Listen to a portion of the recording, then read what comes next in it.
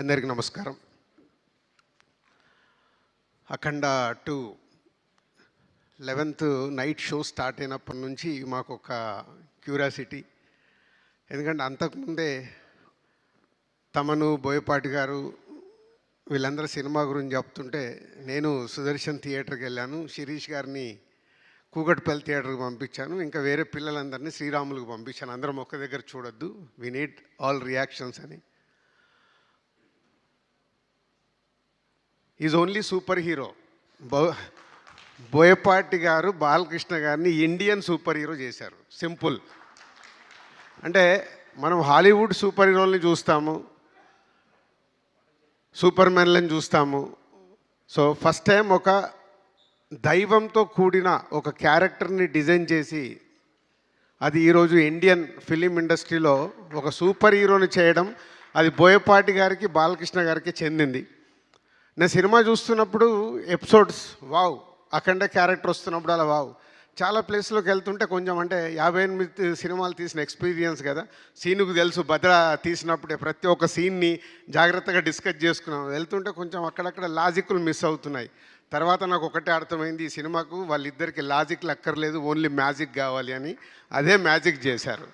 అంటే థియేటర్లో ఒక్క దగ్గర కాదు, ఆ రెస్పాన్స్ చూస్తే అంటే ప్రతి ఎపిసోడ్లో కొన్ని అద్భుతమైన షార్ట్స్ డిజైన్ చేసినప్పుడు ఆ థియేటర్కి వెళ్ళి వస్తున్న రెస్పాన్స్. ఎగ్జాంపుల్, ఒక చాపర్ పడిపోతుంటుంది, చాపర్ పడిపోతుంటే జనాలందరూ పరిగెత్తుతున్నారు. తర్వాత దానితో దాన్ని బట్టి విష్ణు చక్రం లాగా తయారు చేసినప్పుడు థియేటర్లో ఈలలు గోలలు ఆ చాపర్ది వీల్ని. సో అలా హనుమంతుడి రూపంలో వచ్చినప్పుడు ఆ గద తీసుకొని ఏర్లో ఎగి కొట్టినప్పుడు హనుమంతుడిని ఫామ్ చేసి వావ్. ఇలాంటి ప్రతి ఒక్క ఎపిసోడ్లో డైరెక్టర్ బాలకృష్ణ గారిని, ఈ అఖండ క్యారెక్టర్ని అద్భుతంగా చూపించి ఈరోజు సినిమా అద్భుతమైన సక్సెస్ కావడానికి main reasons. Sir cinema release అయింది, మొదటి రోజు రకరకాలుగా మాట్లాడుతున్నారు. నేను ఎవరికి ఫోన్లు చేయలే, ఈవెన్ బాలయ్య గారికి, బోయపాటి గారు కూడా నేను ఆ రోజు ఫోన్ చేయలే మొదటి రోజు. I want study total cinema. Friday second shows everywhere ఉధృతం అన్న తర్వాతే నేను అందరికీ ఫోన్లు చేసి మాట్లాడడం జరిగింది. ఎందుకంటే ఈ సినిమా ప్రతి ఒక్క కుటుంబంలోకి, ఇందాక నేను సూపర్ హీరో అన్నాను, ఫ్యామిలీస్, ఆడియన్స్, లేడీసు, పిల్లలు థియేటర్కి వచ్చినప్పుడు ఈ సినిమా అద్భుతం జరుగుద్ది అని నేను సురేంద్ర గారికి, మా శ్రీధర్కి, వీళ్ళందరికీ చూడగానే చెప్పడం జరిగింది. సో ఆ అద్భుతం జరుగుతున్నందుకు వెరీ హ్యాపీ.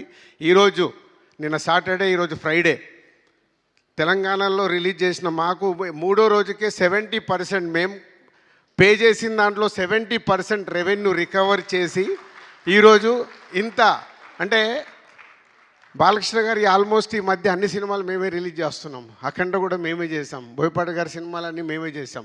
సో ఒక సినిమాకి ఒక ఇలాంటి ఆరా వచ్చినప్పుడు, ఆ సినిమా ప్రతి థియేటర్లో ఇలా అద్భుతమైన రెస్పాన్స్ వస్తున్నప్పుడు, ఒక డిస్ట్రిబ్యూటర్గా, ప్రొడ్యూసర్గా, ఇండస్ట్రీలో ఒక ఇంపార్టెంట్ పర్సన్గా నాకు చాలా చాలా చాలా ఆనందంతో కూడిన మూమెంట్ ఇది. Thank you Seenu, thank you Balayya గారు and old team, all technicians. Ram Lakshman గారు, మీ ప్రతి ఒక్క ఫైట్లో ఒక అద్భుతమైన ఎమోషన్. సీను కంపల్సరీ ఎమోషన్ పట్టుకుంటాడు. ఇంటర్వెల్ షాట్లో వాడిని లేపి హారతి ఇచ్చేటప్పుడు థియేటర్ మొత్తం ఊగిపోయింది.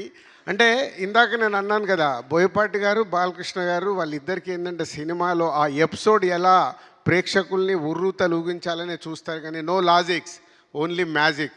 రాజేంద్ర గారు ఒకసారి అన్నారు మేము ఇలా మాట్లాడుతున్నప్పుడు, ప్రతి ఒక్క సినిమాలో లాజిక్లు చూస్తే అక్కడ మ్యాజిక్ వర్కౌట్ అవ్వదు, మ్యాజిక్ వర్కౌట్ అయినప్పుడు లాజిక్తో సంబంధం లేదని. అదే ఈ సినిమాకి లాజిక్ సక్కర్లా, ఓన్లీ దైవత్వం. ఇవాళ భారతదేశంలో అక్కడ విలన్తో చెప్పిస్తాడు బోయపాటి గారు ఆ సీన్లో. ఫస్ట్ వాళ్ళ విలన్స్ ఇద్దరు మాట్లాడుకునేటప్పుడు భారతదేశంలో ఉన్న మూలాల్లో బిడ్డ పుట్టినప్పుడు పేగుది కట్ చేస్తే దేవుడితోనే లింకేస్తారు, చనిపోయిన తర్వాత కూడా మనిషి దేవుడి దగ్గరికి వెళ్ళాడని చెప్తారు. ఎంత అద్భుతం! ప్రతి ఇంట్లో, ప్రతి కుటుంబంలో, ప్రతి ఊర్లో, మన దేశం మొత్తం అదే చేస్తాం. సో ప్రతి ఒక్కరికి మనకు